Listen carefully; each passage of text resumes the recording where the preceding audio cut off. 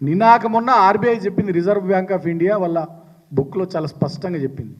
Telangana GSDP ఎన్ని లక్షల కోట్లకు పెరిగింది కేసీఆర్ హయాంలో, తెలంగాణ తలసరి ఆదాయం ఎంత పెరిగింది, తెలంగాణలో పంటల దిగుబడి ఎంత పెరిగింది, స్పష్టంగా తెలంగాణలో ఐటీ ఎగుమతులు, తర్వాత ఇండస్ట్రియల్ గ్రోత్, తర్వాత పవర్ కన్జంప్షన్ ఎట్లా పెరిగింది, విద్యుత్ వినియోగము, విద్యుత్ రంగానికి సంబంధించి ఆనాడు 2014 నాటికి ఎన్ని మెగావాట్లు ఉండే, మొన్న 2023 నాటికి ఎన్ని మెగావాట్లకు పెరిగింది తెలంగాణని ఆర్బీఐ చాలా స్పష్టంగా ఒక నివేదిక విడుదల చేసింది.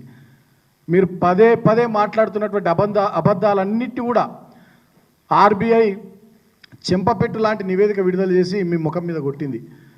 కేసీఆర్ లక్షల కోట్లు అప్పు చేసిండు, 7 లక్షల కోట్లు అప్పు చేసినని మీరు ఏదైతే అబద్ధాలు చెప్పారో అదంతా తప్పు.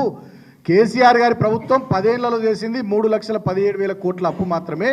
కానీ ఆ అప్పు వల్ల 50 లక్షల కోట్ల ఆస్తులు సృష్టించింది కేసీఆర్ ప్రభుత్వం అని చెప్పి రిజర్వ్ బ్యాంక్ ఆఫ్ ఇండియా చాలా స్పష్టంగా తన నివేదికలో వివిధ రంగాలకు సంబంధించి చెప్పింది. మరి మీరు ఈ సంవత్సర కాలంలో నేను అడుగుతా ఉన్న అబద్ధాల పీసీసీ అధ్యక్షుడైన మహేష్ కుమార్ గౌడ్ను, మీ అబద్ధాల ముఖ్యమంత్రి రేవంత్ రెడ్డిని అడుగుతూ ఉన్నా, మీరు ఈ సంవత్సర కాలంలో 1,00,000 కోట్ల అప్పు తెచ్చారు కదా, మరి ఏం సృష్టించారు ఆస్తి తెలంగాణలో?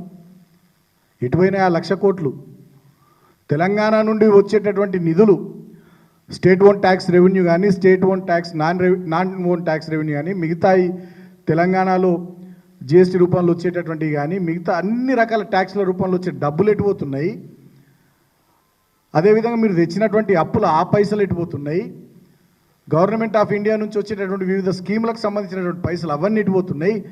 ఈ సంవత్సర కాలంలో ఒక్క ఆస్తినన్న మీరు సృష్టించగలిగినరా? మా 10 ఏళ్ల కాలంలో ఒక కాళేశ్వరం ప్రాజెక్టు కనబడుతుంది ఇలా ప్రజలకు, పాలమూరు రంగారెడ్డి ఎత్తిపోతల పథకం కనబడుతుంది, సీతారామ ప్రాజెక్టు కనబడతా ఉంది, సమ్మక్క బారాజ్ కనబడతా ఉంది, మేము పూర్తి చేసిన భీమా, నెట్టెంపాడు, కల్వకుర్తి, కోయిల్సార్ ప్రాజెక్టులు కనబడుతున్నాయి, మిషన్ భగీరథ ప్రాజెక్టు కనబడతా ఉంది, అదేవిధంగా యాదాద్రి దేవాలయం కనబడతా ఉంది, కలెక్టరేట్లు మేము కట్టిన ఐడిఓసీలు కనబడతా ఉన్నాయి, కలెక్టరేట్లు, ఎస్పీ ఆఫీసులు కనబడతా ఉన్నాయి, 1000కి పైగా గురుకులాలు కనబడతా ఉన్నాయి, ఈ పక్కనే తెలంగాణ భవన్ పక్కన మేము కట్టిన కమాండ్ కంట్రోల్ సెంటర్ కనబడతా ఉంది, అదేవిధంగా హైదరాబాద్లో స్ట్రాటజిక్ రోడ్ డెవలప్మెంట్ ప్రోగ్రాంలో భాగంగా మేము కట్టిన అండర్ పాసులు, ఫ్లైఓవర్లు ఇవన్నీ కనబడతా ఉన్నాయి. మేము వేసిన రోడ్లు, తెలంగాణ వ్యాప్తంగా మేము నిర్మించిన రోడ్ నెట్వర్క్ పంచాయతీరాజ్ డిపార్ట్మెంట్లో కానీ, అదేవిధంగా ఆర్ఎండ్బి డిపార్ట్మెంట్లో కానీ అవి కనబడతా ఉన్నాయి. మేము మంచి చేసిన 45,000 చెరువులు మిషన్ కాకతీయ భాగంగా అవి కనబడతా ఉన్నాయి తెలంగాణ ప్రజలకు. మేము కట్టిన అమరజ్యోతి కనబడతా ఉంది, ప్రపంచంలో నెత్తైన బాబాసాహెబ్ అంబేద్కర్ విగ్రహం 125 అడుగులు అవుతుంది, అది కనబడతా ఉంది. నువ్వు రోజు కూర్చుంటున్న అబద్ధాల ముఖ్యమంత్రి రేవంత్ రెడ్డి రోజు కూర్చుంటున్న అంబేద్కర్ సచివాలయం అది కనబడతా ఉంది.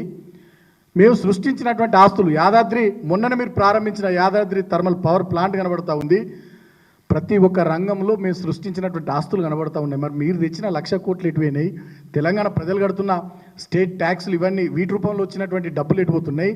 గవర్నమెంట్ ఆఫ్ ఇండియా నుండి వచ్చినటువంటి సెంట్రల్ షేర్ వివిధ పథకాలకు సంబంధించిన ఆ డబ్బులు ఎటుపోతున్నాయి?